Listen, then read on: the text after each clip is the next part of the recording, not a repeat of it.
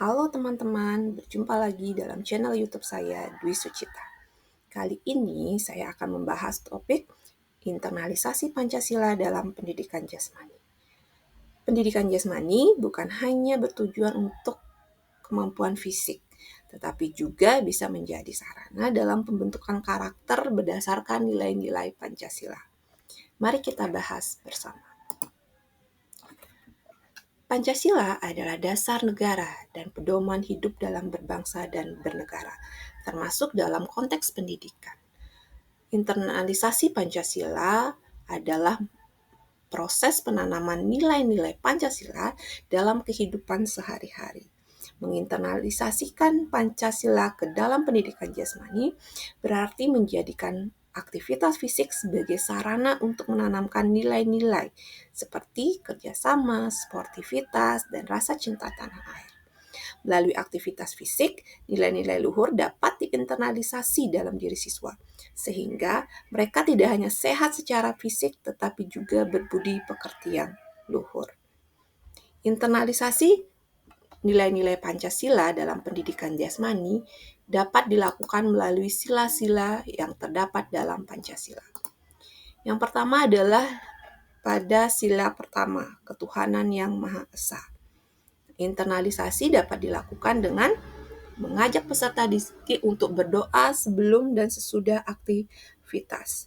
Siswa diajak untuk menyadari dimensi spiritual dan dalam kehidupan yang memperkuat nilai religius dalam diri. Berikutnya adalah melalui aktivitas jasmani yang mengutamakan kesehatan, peserta didik juga belajar untuk mensyukuri pemberian Tuhan dengan merawat dan menjaga tubuh mereka. Mereka juga belajar untuk saling menghormati agama dan kepercayaan dari orang lain. Pada sila kedua, kemanusiaan yang adil dan beradab, kita ketahui bersama bahwa olahraga sebagai bagian dari aktivitas pendidikan jasmani sangat banyak mengandung nilai-nilai seperti fair play dan sportivitas yang menjunjung tinggi lawan dan kompetisi yang adil. Dan ini sudah tertanam dalam kegiatan olahraga. Dan sejalan dengan prinsip kemanusiaan yang adil dan beradab sebagaimana tertuang dalam Pancasila. Jadi setiap individu dilakukan secara setara, tanpa membedakan suku, agama, atau latar belakang sosial. Melalui olahraga, siswa tidak hanya melatih fisik, tapi juga mengasah sportivitas yang menjunjung tinggi keadilan dan kedamaian. Internalisasi sila ketiga dapat dilakukan melalui permainan olahraga kelompok. Melalui permainan kelompok, siswa diajarkan pentingnya untuk bekerja sama, berkomunikasi, dan saling mendukung satu sama lain yang pada gilirannya dapat memperkuat rasa persatuan. Jadi kegiatan fisik bersama yang melibatkan banyak orang dari berbagai latar belakang sosial dapat mengikis perbedaan dan memperkuat persatuan di antara mereka. Dan aktivitas ini dapat menciptakan rasa kebersamaan yang sangat penting bagi pembangunan karakter yang cinta damai dan bersatu yang mencerminkan nilai dari persatuan. Internalisasi pada sila keempat. Dalam permainan tim, biasanya keputusan seringkali diambil secara bersama-sama. Baik itu dalam latihan maupun dalam pertandingan. Hal ini mengajarkan anak tentang pentingnya musyawarah dan mufakat, serta bagaimana bekerja dalam kelompok untuk mencapai tujuan bersama. Mengajarkan peserta didik untuk belajar menerima keputusan, meskipun tidak selalu sesuai dengan keinginan pribadi, yang mencerminkan semangat Pancasila dalam pengambilan keputusan berdasarkan kebijaksanaan. Internalisasi selanjutnya adalah dalam konteks pendidikan jasmani, setiap anak harus berhak mendapatkan kesempatan yang sama untuk berpartisipasi dalam berbagai jenis olahraga, tanpa memandang latar belakang gender, kemampuan fisik, sosial, maupun ekonomi. Oleh sebab itu, melalui pendidikan jasmani, anak diajarkan untuk menghargai prinsip-prinsip keadilan dan memberikan kesempatan yang setara bagi setiap individu untuk berkembang dan berkompetisi menunjukkan kemampuannya.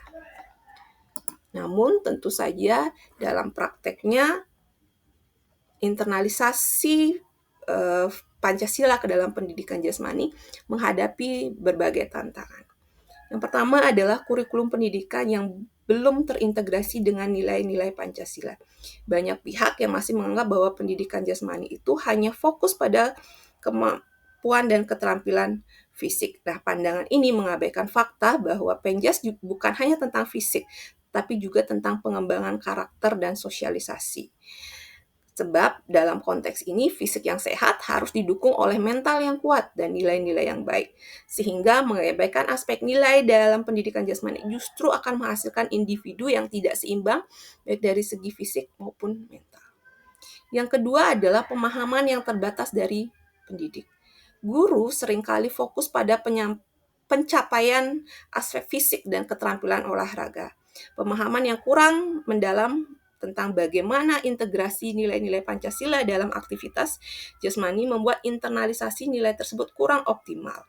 Misalnya, nilai sportivitas dan kerjasama sering diajarkan secara implisit tanpa penekanan pada hubungannya dengan prinsip Pancasila.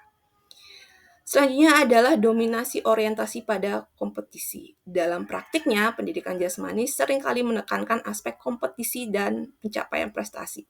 Hal ini membuat anak lebih fokus pada kemenangan daripada penghayatan nilai-nilai seperti kerjasama, sportivitas, dan keadilan. Yang keempat adalah perkembangan teknologi yang sangat pesat. Teknologi seringkali mendorong anak untuk menjalani gaya hidup sedentari dan cenderung individualistik. Misalnya, melalui permainan online yang bersifat individual dan kompetitif dapat mengurangi minat anak pada aktivitas fisik yang lebih sosial. Nah, rendahnya aktivitas atau partisipasi peserta didik dalam kegiatan ini membuat nilai-nilai seperti kerjasama, sportivitas ini sulit terinternalisasi melalui aktivitas fisik. Nah, untuk itu diperlukan upaya-upaya untuk mengatasinya.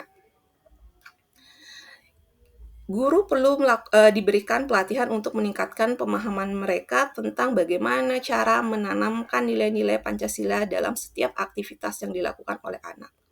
Guru dapat secara eksplisit atau secara langsung menyampaikan dan melakukan refleksi bersama anak mengenai makna yang tersirat dalam setiap aktivitas fisik yang dilakukan dan menghubungkannya dengan nilai-nilai Pancasila.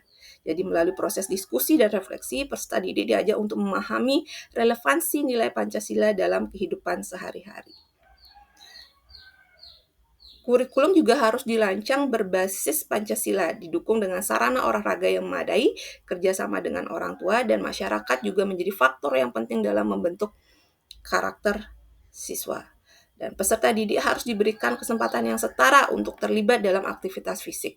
Ini dapat dilakukan dengan menciptakan suasana yang inklusif, di mana semua peserta didik baik yang memiliki kemampuan fisik yang baik maupun yang kurang beruntung memiliki akses yang sama dalam berpartisipasi.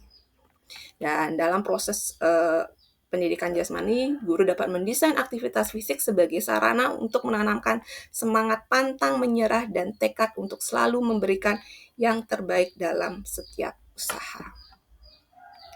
Jadi, teman-teman, internalisasi Pancasila dalam pendidikan jasmani sangat penting untuk membentuk generasi yang berkarakter. Mari kita bersama-sama mendukung pendidikan yang tidak hanya fokus pada fisik, tetapi juga menanamkan nilai-nilai luhur bangsa. Baik, demikian pembahasan kita pada hari ini. Semoga bermanfaat bagi teman-teman semua. Sampai berjumpa pada topik-topik selanjutnya. Terima kasih.